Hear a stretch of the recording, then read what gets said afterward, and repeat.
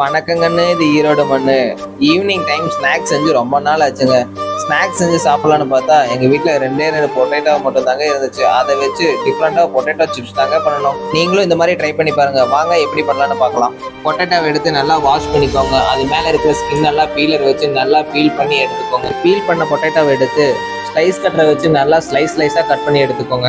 Slice பண்ண பொட்டேட்டோவை எடுத்து நல்லா ரோல் பண்ணி இந்த மாதிரி ஒரு ஸ்டிக்கை வச்சு நல்லா குத்திடுங்க. அதுக்கப்புறம் ஒரு ஒயிட் கிளாத் எடுத்து ஸ்டிக்கில் குத்தி வச்சுருந்த பொட்டேட்டோவெல்லாம் போட்டு ஒரு 20 நிமிஷத்துக்கு நல்லா மூடி வச்சுருங்க.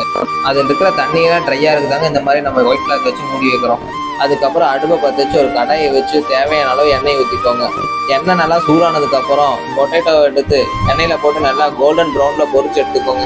கொஞ்சம் உப்பு கொஞ்சம் சில்லி பவுடரும் சேர்த்து நல்லா மிக்ஸ் பண்ணி விட்டுக்கோங்க. டொமேட்டோ சாஸோட வச்சு சாப்பிட்டு பார்த்துங்க. டேஸ்ட் சும்மா அடிப்பொலியாக இருந்துச்சுங்க. மறக்காமல் நம்ம சேனலுக்கு ஒரு சப்ஸ்கிரைப் தட்டி விட்டு போங்க. டாடா பாய் பாய். நெக்ஸ்ட் வீடியோவில் பார்க்கலாம்.